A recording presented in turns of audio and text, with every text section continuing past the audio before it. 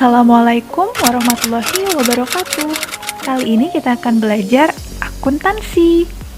Tahu nggak sih, akuntansi bisa dikerjakan lebih mudah serta efisien dengan Microsoft Excel. Yap, dengan Microsoft Excel, akuntansi akan menjadi lebih mudah. Mau tahu caranya? Di video ini kita akan belajar bersama-sama, jadi simak videonya baik-baik ya. Jadi bagian selanjutnya adalah bagaimana sih cara penyajian laporan keuangan dengan menggunakan beberapa fungsi yang ada di Excel. Nah, sebelum itu kami akan menjelaskan konsep dasar pengetahuan tentang laporan keuangan. Apa itu laporan keuangan, fungsinya, tujuannya, dan manfaat bagi pihak internal dan pihak luar, dan jenis laporan keuangan. Apa itu laporan keuangan? Secara singkat, laporan keuangan itu adalah berkas yang berisi data transaksi keuangan perusahaan pada periode tertentu, yang mana berkas tersebut harus dilaporkan dan dipertanggungjawabkan sebagai pembahasan evaluasi untuk perkembangan usaha di masa yang akan datang. Tujuan laporan keuangan untuk memberikan sebuah informasi mengenai posisi keuangan, arus kas, dan kinerja dari perusahaan selama periode tertentu. Lanjut, fungsi laporan keuangan. Salah satu di antara beberapa fungsi laporan keuangan ialah menilai kondisi usaha, bahan evaluasi, dan bentuk pertanggungjawaban perusahaan. Pertama adalah menilai kondisi usaha.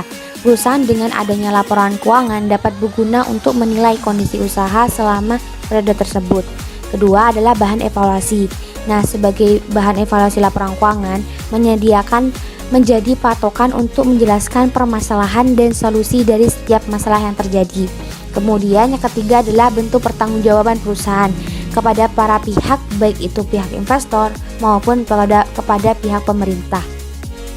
Kemudian terkait manfaatnya dilihat dari segi pihak internal dan pihak eksternal. Yang pertama adalah manajer.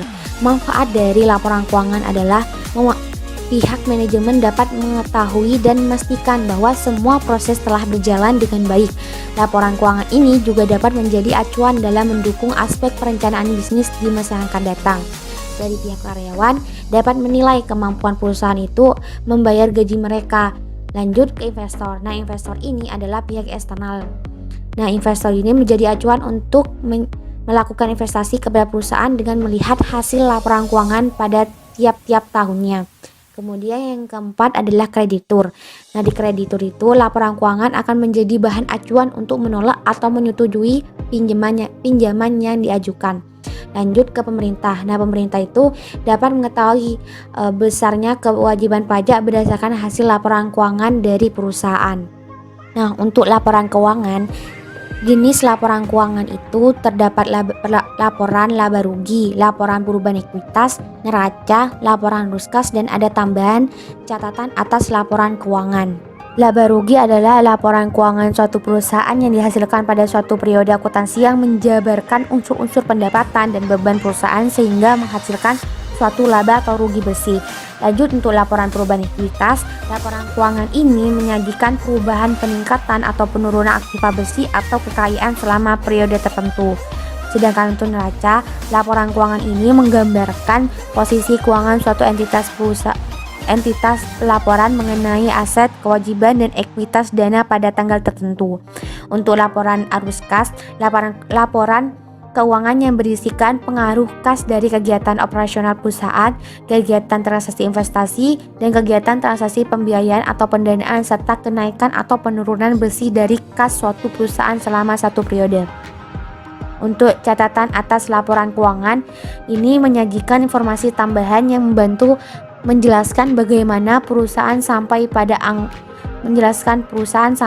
angka laporan keuangannya. Setelah mengetahui konsep dasar mengenai laporan keuangan, kita lanjut nih ke bagaimana cara menggunakan aplikasi Excel yang untuk penyajian laporan keuangannya. Dalam penyajian laporan keuangan kali ini, fungsi yang sering dipakai adalah fungsi if dan fungsi VLOOKUP dan rumus dasar lainnya, seperti sum. Nah, untuk fungsi if itu sendiri, secara garis besarnya rumus dalam mengambil keputusan dari beberapa persyaratan yang telah ditentukan. Rumusnya itu terdiri dari logical test, kemudian kondisi terpenuhi dan kondisi tidak terpenuhi. Sedangkan untuk VLOOKUP itu sendiri VLOOKUP itu sendiri adalah intinya digunakan untuk membaca data dari tabel lain secara vertikal. Untuk rumusnya terdiri dari lookup value, tabel array, call index number, kemudian range lookup.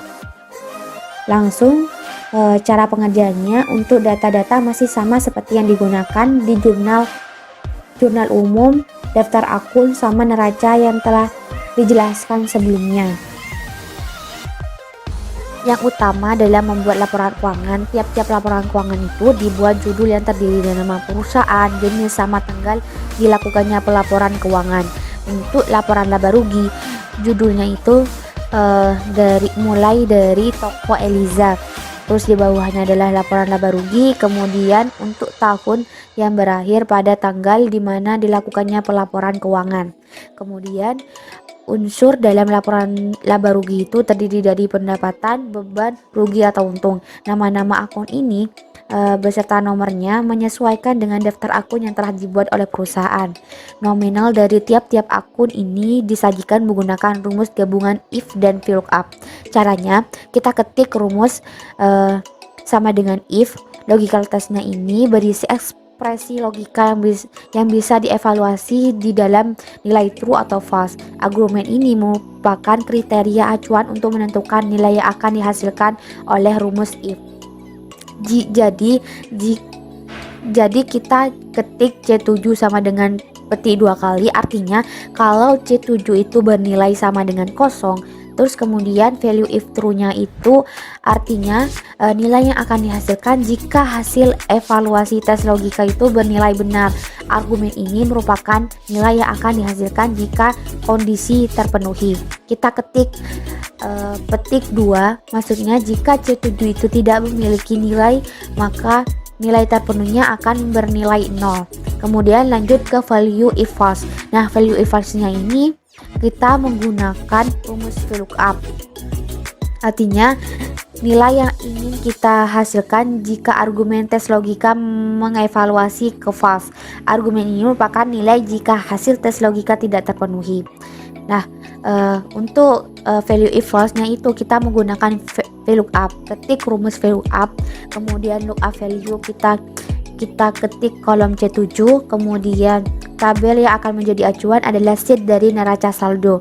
Kemudian pilih kolom berapa yang akan diambil, yaitu kolom ke-7 untuk pendapatan. Nah, untuk kolom ke-6 kita pilih ketika untuk kata kuncinya itu adalah beban dan diskon penjualan.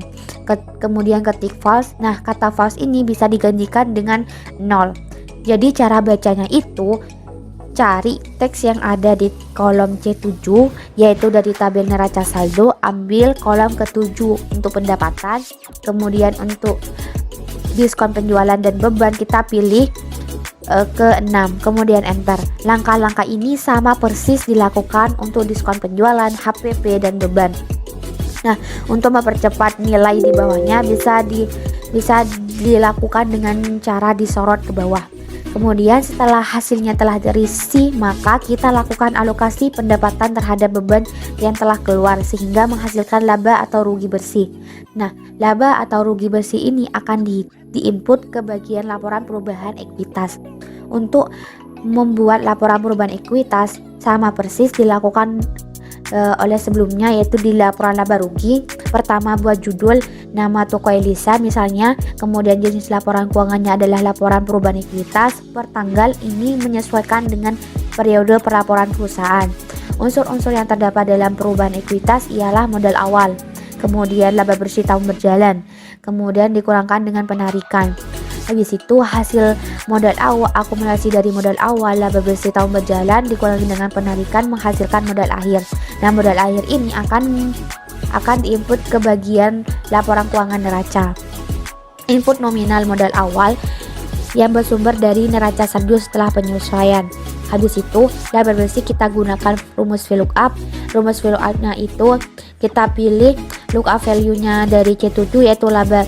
Kata kuncinya adalah laba bersih tahun berjalan. Kemudian tabel yang menjadi acuan adalah laporan laba rugi. Kemudian kolom yang kita ambil adalah kolom ke-5.